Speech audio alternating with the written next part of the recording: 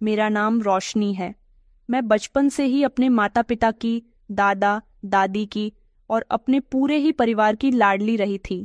मैं अपने खानदान की इकलौती बेटी थी। हमारे परिवार में ज्यादातर बेटे ही पैदा हुआ करते थे। मेरे पापा मेरे दादाजी के सबसे बड़े बेटे थे। मेरे 3 चाचा और भी थे और लगभग सभी चाचा की शादी हो चुकी थी। मेरी 2 बुआ जी भी थीं और उन दोनों की भी शादी हो चुकी थी। उन सब के पास भी बेटे थे और मेरे सभी चाचा के पास भी बेटे ही थे। हमारे खानदान में लगभग 9 लड़के थे। मेरे दादाजी को बड़ी ख्वाहिश थी कि उनके परिवार में कोई बेटी पैदा हो, क्योंकि जहाँ बेटियां नहीं होती वहाँ बेटियों की बहुत इज्जत की जाती है और उनको ढेर सारा प्यार दिया जाता है। वैसे तो मैं जिस गांव से बिलोंग करती थी, वहाँ के लोग आपस में बड़े ही प्यार मोहब्बत के साथ रहा करते थे। हमारे गांव में शहर के लोगों की बहुत इज्जत की जाती थी। जब मैंने अपने परिवार में जन्म लिया तो पूरे गांव में खुशियां मनाई गई थीं। आखिरकार मेरे दादाजी गांव के मुखिया थे और एक ऐसे मुखिया थे जिनकी गांव में बहुत ज्यादा इज्जत की जाती थी। मैं अपने खानदान की इकलौती बेटी थी, इसीलिए मैं सबकी आंखों का तारा बन गई थी। जब से मेरा जन्म हुआ था तभी से मुझे मेरे घर के सभी लोग ढेर सारा प्यार करते थे। कोई मुझे 1 मिनट के लिए भी अपनी आंखों से ओझल नहीं होने देता था। जैसे जैसे मैं बड़ी हुई मुझे अपने गांव के माहौल से दूर रखा जाने लगा। वैसे भी मुझे अपना गांव पसंद नहीं था। बचपन में ही मेरे शौक बहुत ऊंचे थे और मेरे शौक लगभग सभी ने ही पूरे किए थे। मुझसे सब इतना प्यार करते कि अगर मैं किसी से कोई एक चीज मांगती तो मेरे लिए वही चीज पूरा परिवार ले आता था। फिर वक्त गुजरा तो मेरे दादा और दादी इस दुनिया को छोड़कर चले गए और उनकी जगह मुखिया जी मेरे पिताजी को बना दिया गया। मेरे सभी चाचा दादा दादी के मरने के बाद अपने अपने परिवार के साथ अलग हो गए, क्योंकि दादाजी ने पूरे परिवार को एक मुट्ठी में करके रखा हुआ था। एक एक करके मेरे दादा दादी इस दुनिया को छोड़कर चले गए और उनके जाने के बाद ही घर का माहौल धीरे धीरे बिगड़ने लगा। लेकिन मैं अभी भी सबकी लाडली थी। मेरे पिताजी ने मेरे सारे शौक पूरे किए थे। वो मेरे लिए हर सामान शहर से खरीद कर लाते थे। मैं गांव की बाकी लड़कियों से बहुत अलग थी। हमारे गांव की लड़कियां बड़ी ही सादी जिंदगी गुजार रही थीं, लेकिन मैं 10,000 की आबादी वाले गांव में इकलौती एक ऐसी लड़की थी जिसके नखरे बहुत ज्यादा थे और जिसके नखरे उसका पूरा परिवार उठाता था। एक ऐसी लड़की जिसकी किस्मत सबसे अलग थी, जिसकी किस्मत पर सब लोग गर्व करते थे और सोचते थे कि काश ऐसी किस्मत हमारी भी होती। मैं अपने आप में ही घमंडी थी। मेरी माँ बहुत सुंदर थी और मैंने उनकी ही सुंदरता पाई थी। कुछ जमाने की बढ़ती टेक्नोलॉजी और शहर के नए नए तरीके में अपनाया करती थीं। जैसे कि हमारे गांव की औरतें बहुत कम ही पार्लर जाया करती थीं। मैं ज्यादातर शहर आती जाती रहती थी, इसलिए मेरे बाल भी मेरे पिताजी शहर के ही पार्लर में कटवाया करते थे। मेरी जिंदगी बहुत अच्छी गुजर रही थी। मेरा एडमिशन भी शहर के ही एक स्कूल में करवाया गया था। मेरे पिताजी या मेरे कोई भी चाचा जी रोज मुझे अपनी गाड़ी से स्कूल से लेने के लिए आ जाते थे। मगर जब हमारे परिवार के हिस्से बंटवारे हो गए तो मेरे सभी चाचा ने अपने घर अलग अलग बना लिए और उसके बाद मेरी परवाह करने वाले सिर्फ मेरे माता पिता रह गए थे। वक्त के साथ साथ मेरे सारे कजिन भी बड़े हो गए थे। जो मुझसे बड़े मेरे कजिन थे उन सभी की एक एक करके शादियां होने लगी थीं और वो लोग भी अपने परिवार में बिजी होते जा रहे थे। 8th क्लास कंप्लीट होने के बाद मैंने सोचा कि मैं शहर में ही रहूंगी और वहीं से ही पढ़ाई करूंगी। मैंने अपने पेरेंट्स से बोल दिया था कि मैं हॉस्टल में रहना चाहती हूँ और कॉलेज में पढ़ाई करना चाहती हूँ। हालांकि मेरे पेरेंट्स इस बात पर राजी नहीं हो रहे थे।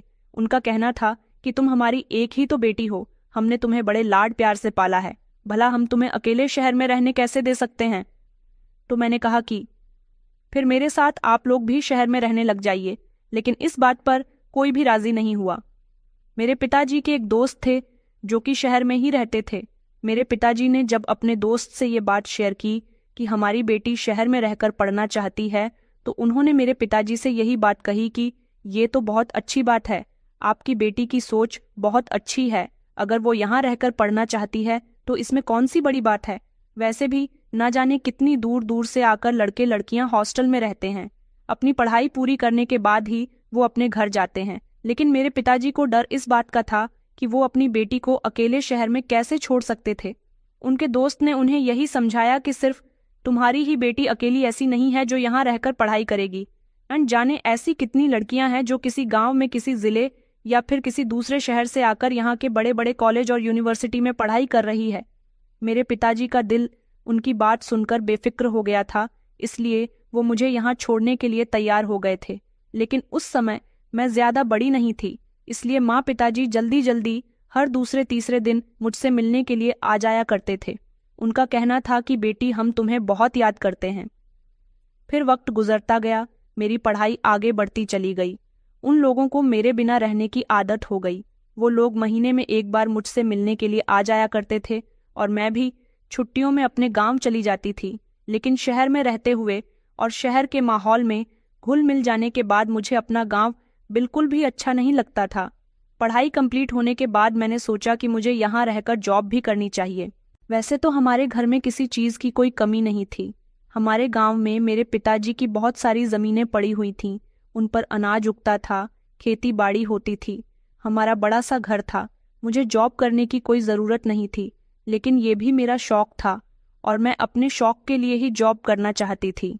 ये बात जब मैंने अपने माता पिता से शेयर की तो उन लोगों ने मुझे इस बात के लिए मना भी किया, लेकिन मेरी जिद के आके उनकी एक ना चलती थी और उन्होंने मेरी इस बात को भी स्वीकार कर लिया।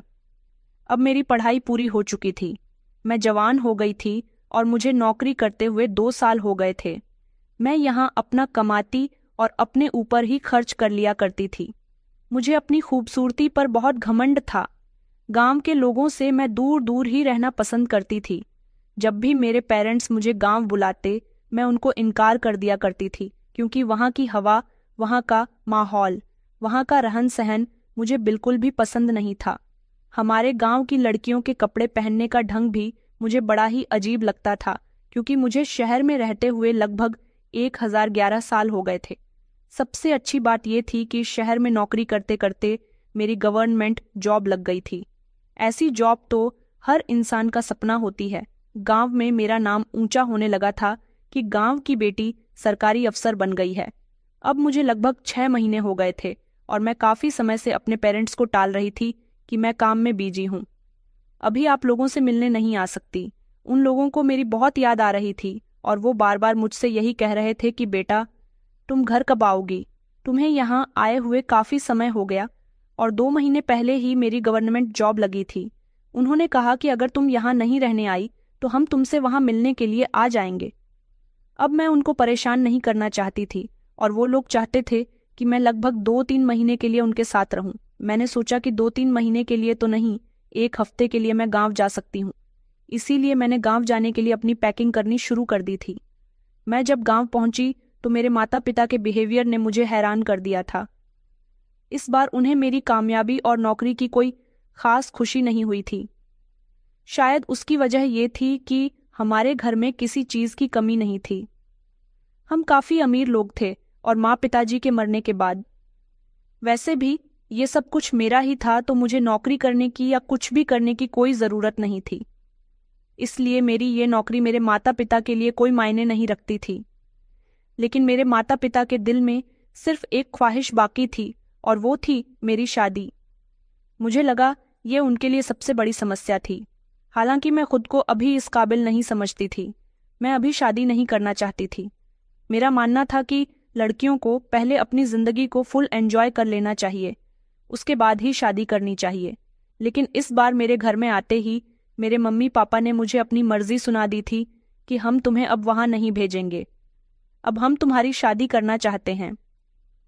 मैंने उन्हें समझाने की बहुत कोशिश की कि माँ पिताजी, मेरी अभी उम्र ही क्या है, मैंने तो अभी नौकरी करनी शुरू ही की है और आपको नहीं पता कि गवर्नमेंट जॉब के लिए मैंने क्या क्या नहीं किया। वैसे भी जिंदगी के इतने बड़े फैसले के लिए थोड़ा वक्त देना ज़रूरी है। लेकिन उनका जवाब बहुत ही सिंपल और सीरियस था। उन्होंने कहा कि तुम्हारी जिद पर हमने तुम्हें शहर भेजा, जबकि हमने कभी तुम्हारी शिक्षा को ज़रूरी नहीं समझा। हमने अपनी ज़मीनों की देखभाल को ही अपनी ज़िंदगी का असल मकसद माना है। तुमने नौकरी कर ली, ये तुम्हारी मेहनत है, मगर शादी हमारा फैसला है। उस समय मुझे उनकी बातों से आइडिया हो रहा था कि ये समस्या बहुत पुरानी थी।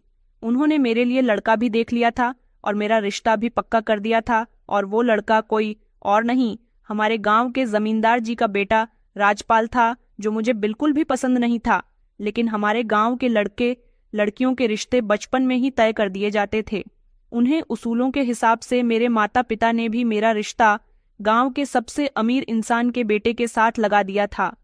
राजपाल देखने में अच्छा था, लेकिन वो पढ़ा लिखा नहीं था। उसके पास गांव की बहुत सारी जमीनें थीं। वो हमसे भी ज्यादा अमीर पिता का बेटा था। ये बात तो मैं पहले से ही जानती थी, लेकिन मैंने सोचा था कि मैं शहर के किसी पढ़े लिखे और अच्छे लड़के से शादी करूंगी, अपने पेरेंट्स को मना लूंगी। वैसे भी बचपन से लेकर अब तक उन्होंने मेरी हर बात को माना है, मगर ये बात मेरे पेरेंट्स मानने के लिए तैयार नहीं हो रहे थे। उनका कहना था कि तुम्हारी शादी राजपाल से ही होगी और अब हम तुम्हारी शादी करके ही तुम्हें शहर भेजेंगे। उन्होंने मुझे अब भी राजपाल का फोटो दिखाया। वो सच में बहुत अच्छा था। सुना था कि वो एक अच्छा, समझदार और इज्जतदार इंसान है। खुद से सवाल किया कि क्या ये मेरी जिंदगी का सही फैसला होगा। मेरी जिंदगी में इस समय किसी और लड़के की मोहब्बत नहीं थी और यही वजह थी कि मैंने अपने माता पिता की बात मानने का फैसला कर लिया था, क्योंकि वो लोग इस बार अपने फैसले पर अटल थे। बचपन से लेकर अब तक उन्होंने मेरी हर बात मानी थी और उनका कहना था कि मैंने उनकी बात नहीं मानी तो शायद मेरे परिवार से मेरा रिश्ता कमजोर हो जाएगा।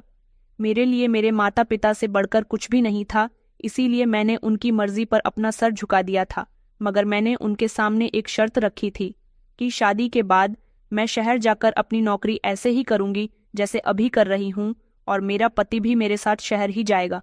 मैं यहाँ गांव में नहीं रहूंगी क्योंकि मेरा शहर में रहना जरूरी है। मगर उनका जवाब मेरी सोच के मुताबिक था। उन्होंने कहा कि राज्यपाल इस गांव की मिट्टी का पला बढ़ा है। उसका और उसके पिता का कारोबार भी यही है।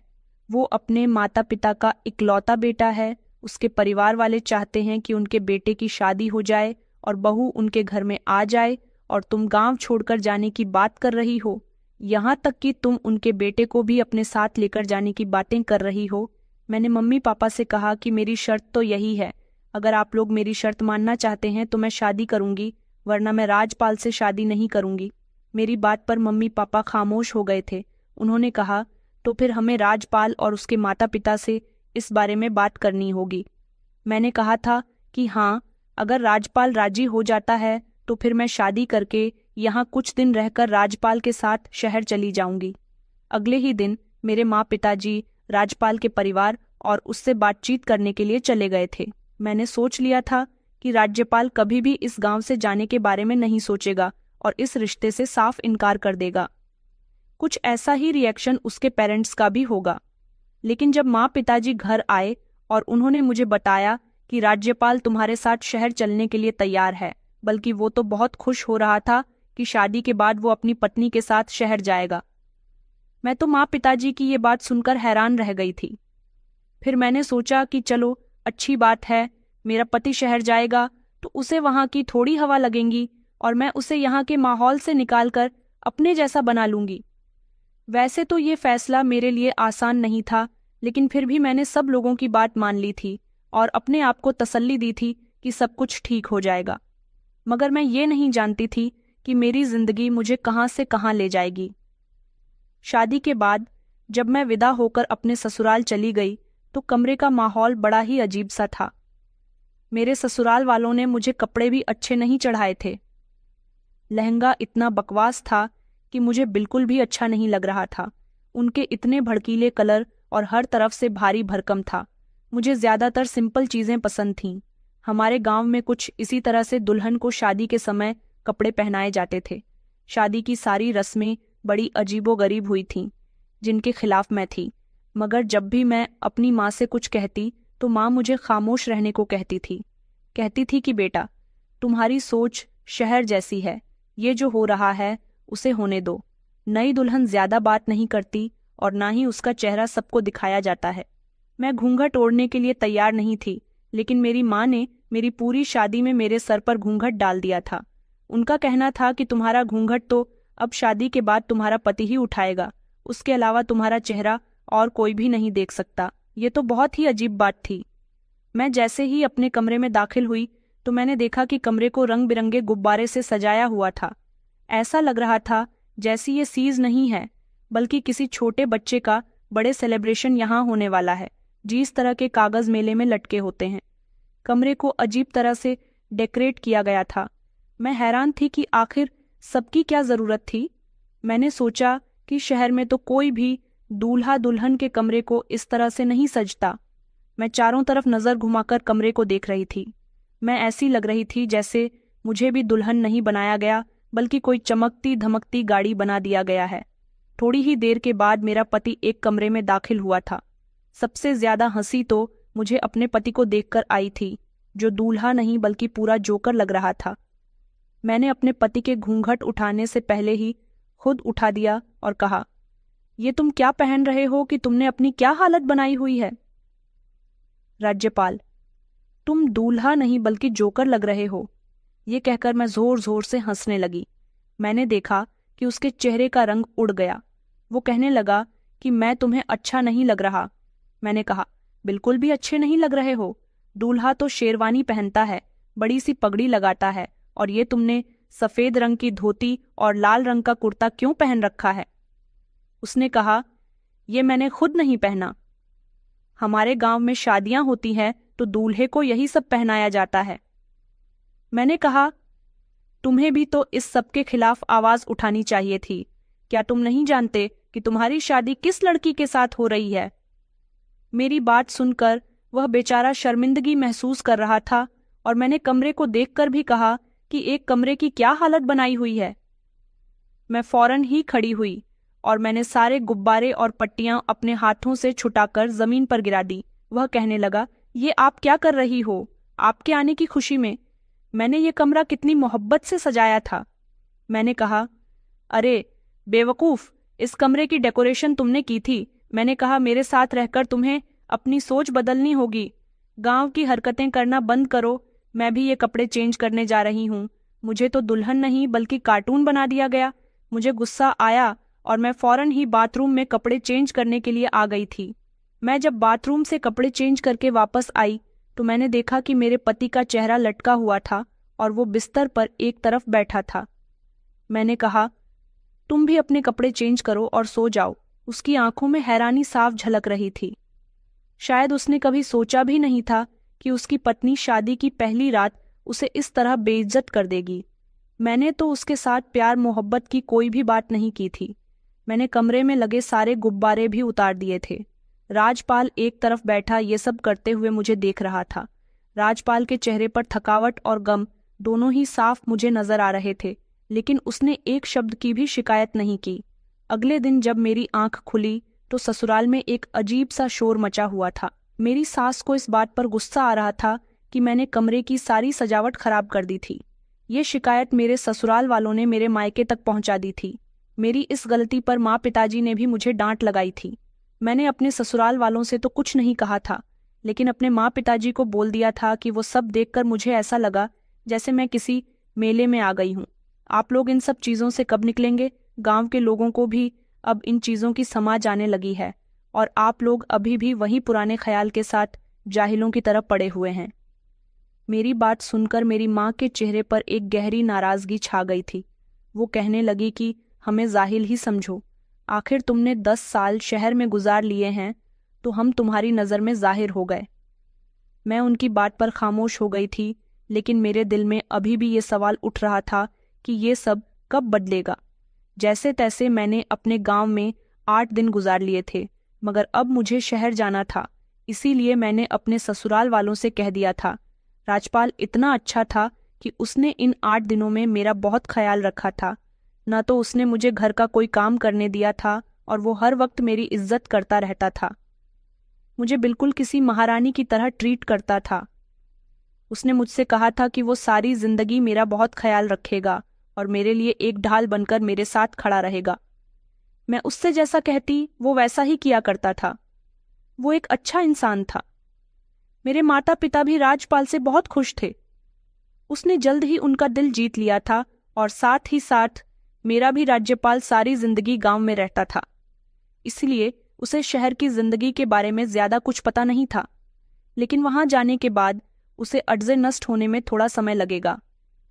वो मेरे साथ मेरे ही फ्लैट में रहने लगा था, लेकिन मैं सारा दिन नौकरी पर होती थी, इसलिए वो अकेला ही फ्लैट में रुक जाया करता था। मगर वो बेचारा फ्लैट के सारे काम करता था, मुझे कोई काम नहीं करने देता था। मैं रात को थकी हारी घर वापस आती तो मेरे लिए जैसा भी खाना बन पाता बना लिया करता था। उससे मेरा बहुत ख्याल होता था। मुझे लगा शायद वो कुछ दिन बाद यहाँ एडजस्ट हो जाएगा, लेकिन मेरा ये ख्याल गलत साबित हुआ था। वो हमेशा अपने माता पिता को याद किया करता था और बार बार मुझसे कहता कि हमें गांव चलना चाहिए, मैं यहाँ नहीं रह सकता, यहाँ मुझे कुछ भी अपना नहीं लगता। मैंने उसे समझाने की बहुत कोशिश की, मगर वो मेरी कोई भी बात समझने के लिए तैयार नहीं था। वो हमेशा गांव की ही बातें करता रहता था, कभी अपने घर वालों को याद करता। राज्यपाल की इस हालत ने मुझे उलझन में डाल दिया था। वो हमेशा मेरे साथ रहता और कहता कि तुम्हारी इज्जत करना और तुम्हारा ख्याल रखना मेरी जिम्मेदारी है, मगर मैं यहाँ शहर की भीड़ में तुम्हें अकेला छोड़कर नहीं जाने दे सकता। मैंने उसे कहा था कि तुम्हें गांव जाना है तो तुम अकेले जा सकते हो, लेकिन मैं यहाँ ही रहूंगी। यहाँ नौकरी करते हुए मेरी जिंदगी बहुत अच्छी गुजर रही थी। राजपाल का घर में मन नहीं लगता तो वो मेरे साथ ऑफिस जाने लगा था, लेकिन वहां जाने के बाद वो बहुत ही अजीब अजीब हरकतें करता था। उसे तो किसी से बात करने की तमीज तक नहीं थी। मेरे साथ के लोग और दोस्त उसे मेरे साथ देखकर मेरी मजाक बनाया करते थे, क्योंकि उसके कपड़े पहनने का तरीका भी शहर के लोगों से बहुत अलग था। ये सब देखकर मुझे अजीब सी शर्मिंदगी का सामना करना पड़ता था। इसलिए मैंने उसे मना किया कि मैं अपने दोस्तों के सामने तुम्हें नहीं ले जा सकती, तुम यहीं घर में रहा करो। मेरे ऐसा कहने पर एक दिन उसने मुझसे झगड़ा किया और वह कहने लगा कि मैं अब तुम्हारे साथ यहाँ नहीं रह सकता, मुझे मेरे गांव जाना है। मैंने उसे कह दिया कि तुम यहाँ से जा सकते हो, लेकिन मैं तुम्हारे साथ नहीं जाऊंगी। उसने कहा कि मैं तुमसे अलग नहीं हो सकता, तुम्हें मेरे साथ चलना होगा, मगर मैंने उसे लड़ झगड़कर जबरदस्ती उसे गांव भेज दिया। उसकी एक बात न सुनी। वो बार बार रोते हुए मुझसे कह रहा था कि मैं तुमसे मोहब्बत करता हूँ, तुम्हें यहाँ अकेला नहीं छोड़ सकता, क्योंकि मुझे उम्मीद है कि मुझसे बेहतर तुम्हारा ख्याल कोई नहीं रख सकता। मैंने कहा, मैं तुम्हें यहाँ अपने साथ नहीं रहने दे सकती, क्योंकि तुम यहाँ की जगह डिजर्व नहीं करते। अब उसके साथ मेरी बहुत मजाक बनने लगी थी। आखिर में कब तक सबसे उसे छुपाकर रखती। सब लोगों को पता चल गया था कि वो मेरा पति है, और अपने कई दोस्तों के सामने भी मैं उसकी इंसल्ट भी कर चुकी थी। क्योंकि मेरे फ्लैट पर मेरे दोस्त आते जाते रहते थे, उसकी वजह से मेरे दोस्तों को मैं अपने फ्लैट पर भी अब नहीं बुला पा रही थी। एक दिन मेरे दोस्त मेरी इजाज़त के बिना वहां आ गए और उन्होंने राजपाल को देख लिया। राजपाल ने उनको बता दिया कि मैं रोशनी का पति हूँ। राजपाल को ये बात पसंद नहीं आई कि मेरे लड़के भी दोस्त हैं। बस इसी बात से लड़कर मैंने उसे जबरदस्ती गांव जाने को कहा। उसकी इज्जत पर बनाई थी, इसलिए वो सबको छोड़कर गांव वापस चला गया था, जबकि मैं शहर में अपनी जिंदगी आराम से गुजार रही थी। मम्मी पापा भी मेरी इस बात से नाराज हैं कि मैंने अपने पति के साथ बदतमीजी की है, लेकिन मैंने सारे ही इल्जाम राजपाल पर लगा दिए थे। अब मैं फिर से यहाँ अपनी नौकरी करने में बिजी हो गई थी। मुझे अपने पति की बिल्कुल भी याद नहीं आती थी। हाँ, उसकी कमी महसूस होती थी, क्योंकि वो यहाँ मेरे साथ पूरे 4 महीने रह चुका था। इन पूरे 4 महीने में उसने मेरा बेहद ख्याल रखा था। मुझे लगता था कि वो पढ़ा लिखा नहीं है, इसलिए उसे किसी बात का सेंस नहीं है, इसलिए मैं उसे खुद से दूर रखना ही बेहतर समझ रही थी। मेरे माता पिता बार बार मुझे गांव में बात करने के लिए बुला रहे थे। इस बात पर राज्यपाल के परिवार वालों को भी बहुत गुस्सा था, लेकिन मैं अब किसी की भी नहीं सुनना चाहती थी। मैंने अपना मोबाइल भी बंद कर दिया था। मेरे माता पिता मुझसे इस बारे में बात करने के लिए आए थे कि तुम राजपाल की पत्नी हो और अब तुम्हें गांव चलकर उसके साथ ही जिंदगी गुजारनी होगी। लेकिन मैंने इनकार कर दिया कि अगर वो मुझे छोड़ना चाहे तो छोड़ सकता है, मैं उसके साथ नहीं रह सकती। उसके साथ मेरी जिंदगी का गुजारा नहीं हो सकता। उसकी सोच मेरी सोच से बहुत अलग है। राजपाल को जब ये बात पता चली कि मैंने उसे छोड़ने तक की बात कर दी है, तो उसका कहना था कि वो मुझे किसी भी हाल में नहीं छोड़ सकता। अभी उसने मुझे अपने रिश्ते से आज़ाद नहीं किया था। राजपाल को शायद मुझसे मोहब्बत हो गई थी, लेकिन मुझे उससे कोई भी मोहब्बत नहीं थी। मैं तो उसे देखना भी पसंद नहीं करती थी। हाँ, बस उसकी इज्जत करती थी। पता नहीं क्यों मैं इतनी खुदगर्ज हो गई थी कि मुझे अपने माता पिता की भी कोई बात ठीक नहीं लगती थी। वैसे भी राजपाल बहुत सीधा लड़का था। वो हमेशा अपने माता पिता की ही मर्जी से चलता था। मुझे तो ऐसा लगता था जैसे वो किसी चाबी का गुड्डा है, जैसे उसके माता पिता ने बोल दिया वो वैसा ही करता है। भला शादी करने के बाद वो मेरे लिए भी अच्छे बुरे डिसीजन क्या लेगा? वो तो ये भी नहीं समझता कि गांव की जिंदगी और शहर की जिंदगी में बहुत फर्क होता है। वो सारे गांव के काम शहर में किया करता था, इसलिए लोग उसकी मजाक बनाया करते थे, और यहाँ रहते हुए मैं अपनी किसी से भी इंसल्ट नहीं करवाना चाहती थी। मेरी इन हरकतों की वजह से मेरे माता पिता को भी बहुत तकलीफ हो रही थी, लेकिन मैं उनकी इकलौती बेटी थी, इसलिए वो मुझसे ज्यादा कुछ नहीं कह सकते थे।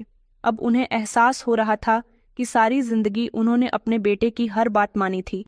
शायद ये उनकी जिंदगी की एक बहुत बड़ी गलती साबित हुई है। राज्यपाल को यहाँ से गए हुए कुछ दिन गुजर गए थे। इसी दौरान मेरी जिंदगी में एक नया मोड़ आया। जहाँ मैं नौकरी किया करती थी, वहीं पर एक नए लड़की की पोस्टिंग हुई थी। वो बहुत खुश मिजाज और समझदार लड़का था। काफी समय तक तो हम दोनों दोस्तों की तरह एक दूसरे से बात करते रहे, और उसके बाद मेरा इंटरेस्ट उस लड़की में बढ़ने लगा। उसका नाम रोहित था। वो भी मेरे साथ खूब अच्छे से बात करता था। न जाने क्यों हम एक दूसरे से बात करते करते एक दूसरे के फन होने लगे थे। वो मुझे पसंद आता था, और मैं मन ही मन सोचने लगी कि मेरी शादी राजपाल से न होकर रोहित से हो जाती तो कितना अच्छा होता। रोहित बिल्कुल ऐसा लड़का था जैसा मैं डिजर्व करती थी। मैंने रोहित को नहीं बताया था कि मेरी शादी हो चुकी है, लेकिन मन ही मन मैं उसे पसंद करने लगी थी। वो भी धीरे धीरे मेरे करीब आता रहता था। एक दिन मैंने उसे बता ही दिया कि मैं उसे पसंद करने लगी हूँ, और उसने भी मुझसे अपनी मोहब्बत का इजहार कर दिया। उस दिन के बाद हम दोनों एक दूसरे के साथ रिलेशनशिप में रहने लगे। मेरे घर वालों को नहीं पता था कि मैं यहाँ शादीशुदा होते हुए भी एक लड़की के साथ अफेयर में हूँ। रोहित न सिर्फ स्मार्ट था, बल्कि उसके बात करने का तरीका और चलने फिरने का स्टाइल भी बेमिसाल था। राजपाल और रोहित में जमीन आसमान का फर्क था। वो भी मेरी तरह गवर्नमेंट जॉब करता था। रोहित के साथ रिलेशनशिप में रहते हुए मेरी जिंदगी पूरी तरह से बदल गई थी। रोहित मेरे साथ खुश था। उधर राजपाल मुझे बार बार फोन करके गांव वापस आने को कहता रहता था, लेकिन मैं उसके फोन को भी इग्नोर किया करती थी, और अपने पेरेंट्स के फोन्स को भी। मेरे पेरेंट्स मुझसे बहुत नाराज थे। मैं अब ज्यादातर समय रोहित के साथ गुजरने लगा था। रोहित और मैं एक दूसरे से काफी हद तक करीब आ गए थे, क्योंकि उसने मुझसे वादा किया था कि वो मुझसे शादी करेगा, और मैंने भी पक्का इरादा कर लिया था कि मैं राजपाल से डिवोर्स ले लूंगी और उससे खुद को अलग कर लूंगी। काफी समय हम दोनों को एक साथ गुजर गया था। एक दिन मेरे माँ पिताजी मेरे फ्लैट पर आ गए थे। ये तो अच्छा हुआ। उस दिन रोहित मेरे साथ वहां मौजूद नहीं था। उन्होंने मुझसे बात की और कहा कि आज हम तुम्हें यहाँ से लेने के लिए आए हैं। उधर राजपाल तुम्हारे लिए परेशान हो रहा है। तुमने यहाँ शहर में उसे बहुत बेवकूफ बनाया। वो दोबारा तुम्हारे पास नहीं आना चाहता, और हम भी नहीं चाहते कि तुम्हारा रिश्ता उसके साथ खत्म हो जाए। गांव में तुम्हारी वजह से हमारी बहुत नाक कट रही है। मैंने अपने पिताजी से उस दिन पहली बार बदतमीजी की थी और कहा था कि इधर आपके दामाद की वजह से मेरी नाक बहुत कट रही थी, इसलिए मैंने उसे गांव जाने को कहा। मैं उसके साथ नहीं रह सकती। मेरे माँ पिताजी मेरा ये बर्ताव देखकर चौंक गए थे। मैंने उनसे कहा था कि आप लोग यहाँ से जा सकते हैं, मुझे आप में से किसी की भी कोई जरूरत नहीं है। और हाँ, राजपाल से कहिएगा कि वो मुझे डिवोर्स दे दे, मुझे छोड़ दे, वो मेरे लायक नहीं है। मेरे माँ पिताजी को बहुत गुस्सा आया था, मगर वो मेरे फ्लैट से शर्मिंदा होते हुए वापस गए थे, क्योंकि मैं उनके साथ न तो ढंग से बात कर रही थी और ना ही मैंने उनको बैठने के लिए कहा था, बस उनके साथ बदतमीजी शुरू कर दी थी। वो उन लोगों को लग रहा था कि मैं उनकी बेइज्जती कर रही हूँ, इसलिए वो लोग वहां ज्यादा समय ना टिक सके, और मुझे अच्छा लगा कि अब वो आइंदा मेरी जिंदगी में दखल अंदाजी नहीं करेंगे। कुछ दिन और इसी तरह से गुजर गए थे। मेरे माँ पिताजी ने मुझसे दोबारा कोई केन अटैक करने की कोशिश नहीं की थी, लेकिन अब मेरी तबीयत कुछ गिरी गिरी सी रहने लगी थी और मुझे कुछ अच्छा भी नहीं लगता था। मैं दिन ब दिन कमजोर होती जा रही थी। मैं यही बात जब रोहित से कहती तो वो मेरी बात को इग्नोर कर दिया करता था। मैंने उसे कई बार कहा था कि मैं कमजोर होती जा रही हूँ, मुझे बहुत कमजोरी महसूस होती है, पता नहीं मुझे क्या हो गया। वो मुझसे कहता कि तुम्हें मैं ये कैसे बता सकता हूँ कि तुम्हें क्या हो गया, मैं डॉक्टर थोड़ी ना हूँ, तुम खुद डॉक्टर के पास चली क्यों नहीं जाती। मैं तो रोहित के इस अंदाज पर दंग रह गई थी। इस दौरान मुझे राजपाल की बहुत याद आई थी, क्योंकि जब वो मेरे साथ यहाँ मौजूद था, मेरे हाथ पर मामूली सी खरोच लग गई थी, तो वो मेरे लिए बहुत परेशान हुआ था। उसने हर तरह से मेरा ख्याल रखा था। आज शायद रोहित की जगह राजपाल होता तो वो मेरे लिए बहुत परेशान होता। फिलहाल मैंने राजपाल का ख्याल अपने दिल से निकालने की कोशिश की थी। राजपाल की तरफ से अभी तक मुझे डिवोर्स का नोटिस नहीं मिला था। पूरे गांव में मेरे बारे में तरह तरह की बातें बन रही थीं। मेरे ससुराल वाले और मेरे माता पिता की बहुत बेइज्जती हो रही थी। एक दिन मेरी मुलाकात हमारे गांव के ही एक लड़के से हुई। वो किसी काम के लिए शहर गया हुआ था। उसने मुझसे कहा कि अरे रोशनी, हमने सुना है कि तुमने राजपाल को छोड़ दिया। मैंने उसे बड़े घमंड के साथ कहा कि हाँ, मैं उसे छोड़ चुकी हूँ, उसके साथ मेरा कोई संबंध नहीं है। उसने कहा कि उसके साथ ऐसा मत करो, वो बेचारा तुम्हारे लिए बहुत परेशान है, दिन रात तुम्हारे लिए रोता रहता है। वो तो यहाँ शहर आने की बहुत कोशिश कर रहा है ताकि वो यहाँ आकर तुमसे बात कर सके, मगर उसके माता पिता ने उसको रोक लिया। मैंने उसकी बात को इग्नोर किया। वैसे भी मैं ये सोच चुकी थी कि मैं अब अपनी जिंदगी अपने हिसाब से जीऊंगी और रोहित से शादी कर लूंगी, लेकिन मैं जब भी रोहित से शादी की बात करती वो बात को टाल दिया करता था। हम दोनों 171 ही फ्लैट में पति पत्नी की तरह रहा करते थे, मगर वो मुझसे शादी करने के लिए राजी नहीं हो रहा था। मैं दिन ब दिन अब कमजोर होती जा रही थी। कई बार तो मुझे ऐसा लगा जैसे मौसम चेंज होने की वजह से मुझ में ऐसी कमियां आ रही हैं। मुझे खांसी और जुकाम भी बहुत ज्यादा हो गया था, और वो भी ऐसा कि खत्म होने का नाम ही नहीं ले रहा था। मेरे लिए ये अजीब बात थी। इधर रोहित दिन ब दिन मुझे इग्नोर कर रहा था। उसे जब मेरी जरूरत होती तब वो मेरे पास मुझसे मिलने के लिए आता था, लेकिन अब वो ज्यादातर मुझे इग्नोर ही करता था। कहता कि मैं काम में बिजी हूँ, मेरा फोन भी नहीं उठाता था और ना ही मुझसे मिलने के लिए आ रहा था। मैं उससे कहती थी कि मुझे डॉक्टर के पास लेकर चलो, मेरी तबीयत ठीक नहीं है। उसने कहा कि तुम्हें डॉक्टर के पास ले जाने के लिए मेरे पास टाइम नहीं है, तुम कोई छोटी बच्ची नहीं हो, खुद भी तो डॉक्टर के पास जा सकती हो। उसकी बात सुनकर मैं खामोश हो गई थी। मुझे राजपाल की बहुत याद आ रही थी। वो मेरा कितना ख्याल रखता था, और रोहित था कि मेरी बीमारी के समय में मुझे पलट कर भी नहीं देख रहा था। मेरा वजन भी अब 51 किलो हो चुका था। जो भी मुझे देखता मेरी सेहत को नोटिस करता था। मुझे खुद को भी लग रहा था कि मेरा कमजोर होना कोई आम बात नहीं है। शायद कोई अंदरूनी बीमारी हो सकती है जो मुझे अंदर ही अंदर खा रही हो, इसलिए मुझे अपना चेकअप करवाना चाहिए। मैं डॉक्टर के पास चली गई थी। इस दौरान मेरे साथ रोहित नहीं था, बल्कि उसे तो कई दिन गुजर गए थे। मुझसे बात तक किए हुए मैं जब घर जाती थी तो राज्यपाल मेरे लिए खाना बनाकर तैयार कर दिया करता था। घर के सारे कामकाज भी कर दिया करता था, लेकिन ऐसी बीमारी के समय में मुझसे घर का कोई काम नहीं हो रहा था। मैं ज्यादातर सब कुछ होटल से ही लाकर खा रही थी, और होटल का खाना मुझे बहुत नुकसान दे रहा था। रोहित अब मुझे एक अजनबी की तरह लगने लगा था। मैंने सोचा कि शायद मैंने रोहित को अपनी जिंदगी में शामिल करके गलत फैसला कर लिया है। डॉक्टर ने मेरे चेकअप करवाए थे और उनकी रिपोर्ट 2 दिन के बाद आने को कहा था। उसके बाद भी मेरा कोई ट्रीटमेंट चल सकता था। मैंने इस बारे में रोहित को बताने की बहुत कोशिश की, लेकिन उसने मेरी कोई बात नहीं सुनी। उसने ये कहकर बात खत्म कर दी कि अगर तुम्हारी तबीयत ठीक नहीं है तो इसमें मैं क्या करूं। मैं चाहती थी कि वो मेरे पास आए। इस समय मुझे उसकी जरूरत थी। वो मेरी फिक्र करें और मेरे साथ बैठकर मेरी बीमारी के बारे में डिस्कशन करें, मेरी हालत को सीरियस ले। लेकिन उसके पास सबके लिए वक्त था, बस मेरे लिए नहीं था। वो शायद मेरे लिए सही नहीं था। राजपाल की मोहब्बत, उसकी कुर्बानी मेरे लिए अहमियत रखती थी, और अब मुझे उसकी कमी बेहद महसूस हो रही थी। 2 दिन के बाद जब मेरी रिपोर्ट्स आईं तो डॉक्टर ने बड़े सीरियस होकर कहा कि आपको एड्स हो चुका है। मैं तो शॉक्ड रह गई थी। ये खबर मेरे लिए एक झटके से कम नहीं थी। मैंने कहा, डॉक्टर, ये कैसे हो सकता है? डॉक्टर ने कहा कि तुम्हारी इम्यूनिटी बहुत कमजोर हो गई है और ये बीमारी तुम्हें किसी के थ्रू लगी है। आपको अपने आप को बेहतर बनाना होगा, वरना आपके लिए ये बीमारी जानलेवा बन सकती है। ये बात सुनकर तो मैं शॉक्ड रह गई थी। मैंने कभी सोचा भी नहीं था कि मेरी जिंदगी ऐसे मोड़ पर आकर रुक जाएगी। ये एक ऐसा हमला था जिसको मुझे किसी तरह का कोई इशारा नहीं मिला था। मैंने फौरन रोहित को फोन